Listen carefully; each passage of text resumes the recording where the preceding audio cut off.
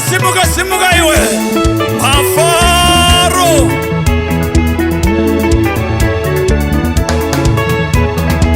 Akanaka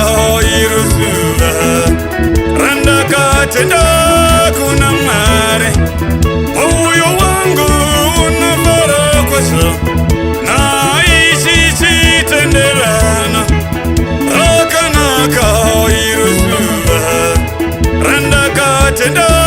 kuna mare Moyo wangu unafara kwasa Naishi chitenderana Wendo Fara, ini ndo fara Naicho chitenderano Mama wendo Fara, ini ndo fara Naicho chitenderano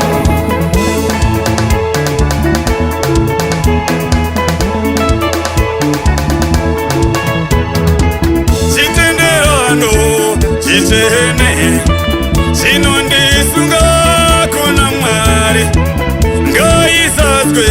imba yake Nenzi uzo kurumbiza Chitenderano chichene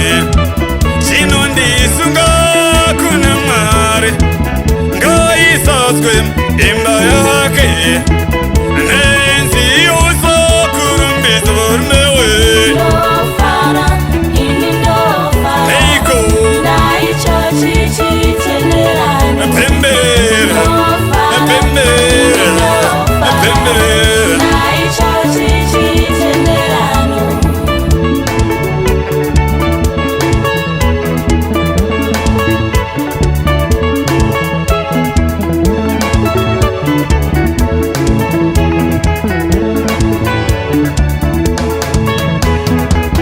Asakuru rakaita Ari wangu ndiri wake Wandisuwa ndikapfema Ndayeveso nerudo rwake Asakuru rakaita Ari wangu ndiri wake Wandisuwa ndikapfema Ndayeveso nerudo rwake Varumewe ndofara Ini ndo fara Niko Naicho chitenderano Mama wendo Fara, ini ndo fara Niko Naicho chitenderano Mama wendo Fara, ini ndo fara Niko Naicho chitenderano Mama wendo Fara, ini ndo fara Niko Naicho chitenderano Ane tuone simuka iwe Pemberera pemberera pemberera Oh yeah Hakim Sarire the voice of glory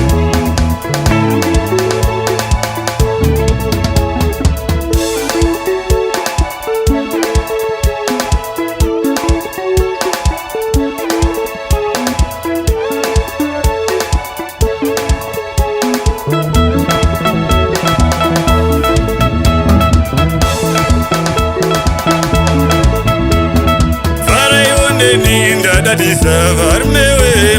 Farayone ninda kona varmewe Farayone ninda dadisa varmewe Faraylili Faraylili Faraylili Faraylili Faraylili Faraylili Farayone ninda dadisa varmewe Farayone ninda kona varmewe Farayone ninda dadisa varmewe Afaro